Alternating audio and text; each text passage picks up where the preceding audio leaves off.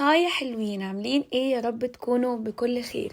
الفيديو النهارده قلت اعمل معاكم نايت سكين كير روتين كده، واكلمكم بقى عن فكره مهمه جدا في السكين كير، وهي اللي انا بشوفها هي الاهم، ان انتي تعملي لك روتين سهل.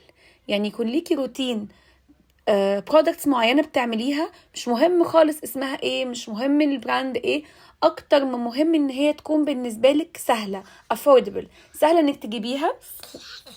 غالي بتحاول توشوشني، اوكي ثواني.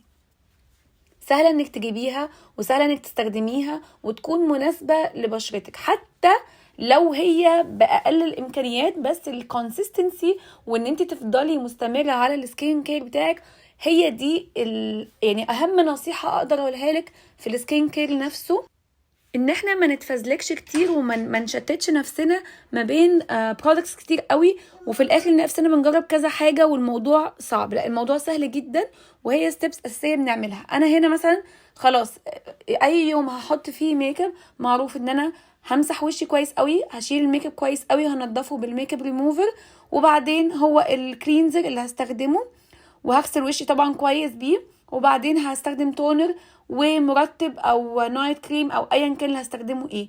ده المينيمم اللي هستخدمه. عايز ازود بقى هزود للعين، هزود للشفايف، عايز هزود بقى حاجه فيها ريتينويل، ابدا بقى ادخل في الايه، في الانجريدينتس نفسها لو انا عندي مشكله معينه وبعالجها. غير كده لازم تحافظي على الستبس الاساسيه. لازم تحافظي ان وشك دايما يكون مترطب، لازم تحافظي دايما انه تكوني مستحيل مستحيل مستحيل تنامي بالميك اب. دي حاجه مهمه. الحاجه اللي انا بقول لكم عليها ان انا بستخدم، يعني الحاجه اللي ممكن انصحك بيها اكتر، تستخدمي اكتر من غسول او اكتر من نوع غسول. حاجه تكون زي ما قلنا قبل كده كتير ووتر بيز، اللي هي البيز بتاعها يكون ووتر او ميه او جل، وحاجه تانية تكون زي الفوم او الحاجات دي، لان دول كل نوع منهم بيتارجت او بينظف نوع معين من الاتربه اللي في الوش. اوكي، انا هنا حابه اعمل سكراب شويه لانه حاسه ان بشرتي عليها ممكن يكون جلد ميت، فبعمله سكراب عشان بعد كده لما احط المويسترايزر او المرطب يكون الايفكت بتاعه احسن. سوبر تونر فيه لاكتيك اسيد و AHA و BHA و PHA و T3 اويل.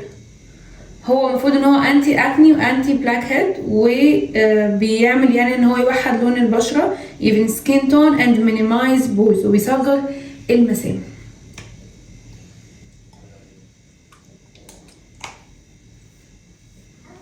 بصوا وشي مبلول كده،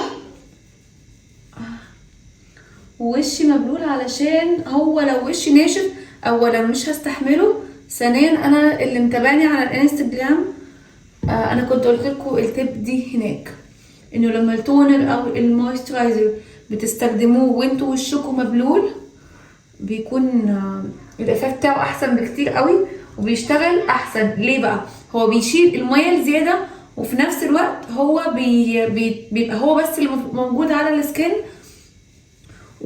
يعني ايه، عارفين هو بيتفاعل مع السكين احسن. بصوا طبعا مش هنيجي جنب الشفايف لان هو قوي جدا. اوكي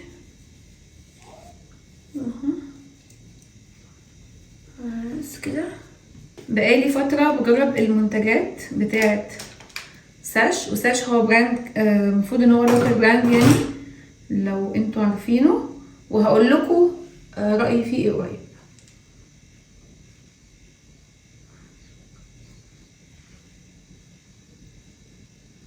لو مش عاملين فولو على الانستجرام ميك شور ان انتوا تعملوا فولو، علشان بقيت اكتف جدا هناك دلوقتي، وبصراحه بقيت بلاقيه اسهل في الاديت، وان انا اقدر اقول لكم رايي في حاجات كتير.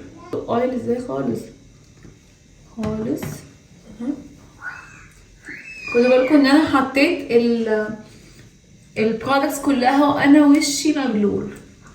زي ما بقول لكم انا لقيت ان ده كده بيكون الافكت بتاعه احلى بكتير قوي. بعد كده السيروم،